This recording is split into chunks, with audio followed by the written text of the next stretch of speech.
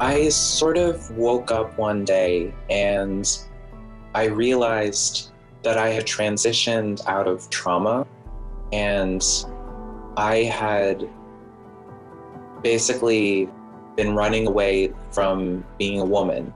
I have been documenting my process of detransition on YouTube because I'm extremely nervous about children transitioning. They are called detransitioners, and these men and women are speaking out in a powerful new documentary called Transmission: What's the Rush to Reassign Gender? I think it's a horror because we're experimenting on children. I mean, this is medical experimentation. And when I look at all the years I worked in clinical nursing, who gives informed consent? Parents give informed consent. Because children can't make these kind of decisions. And we're allowing children, with their parents' permission, to do things with their body that we have no idea what the short and long-term harms are going to be. I shudder to think of how many more people like us are going to have to go through this before everyone's like, wait, time out. What the hell were we doing?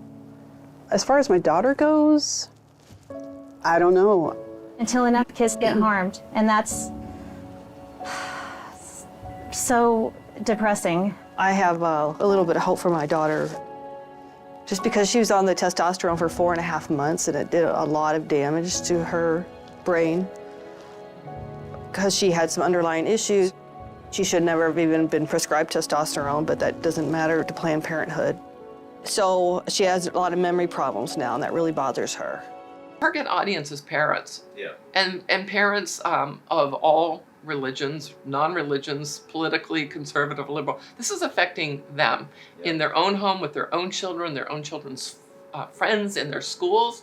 And so parents have overwhelmingly been very receptive to this film and have thanked us for making it and giving them the questions to ask. So when they're faced with a pediatrician who's saying, oh yeah, you should affirm your child's gender identity and you should call them by their new names and their new pronouns, parents can now say, show me the studies, show me the proof, show me the evidence. Can we wait? What's the rush? And to give actual parents the tools. And we just ignore the noise. What is happening to our children with the horror of trans madness is unprecedented in the history of the human race.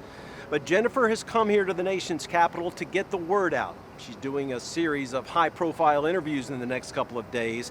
And so far, reception to the documentary has been very well received. And believe it or not, she remains optimistic. Doctors who spoke out in the film, they're not alone. And the more that their message gets out there, the more others say, well, I'm with him. He's right. I'm not going to offer this, kind of experimental, irreversible treatment to a child. And so I think there is hope. One of the physicians actually ends the film, and he basically is banking on the fact that there'll be lawsuits. So when, again, back to the detransitioners, the people who were told this is what to do, this is what's going to fix your problems, this is what's going to make you feel like you're finally in the right body.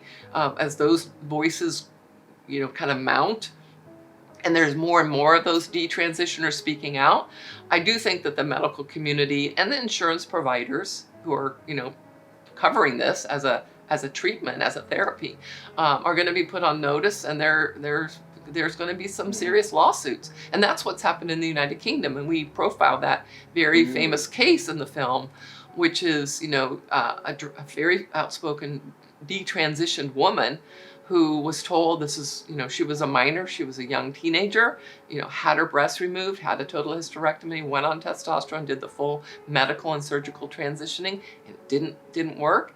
And she, won her lawsuit with the highest courts in the United Kingdom. So I think we'll see that kind of stuff happening here because the reality is this is harmful to children. It's harmful.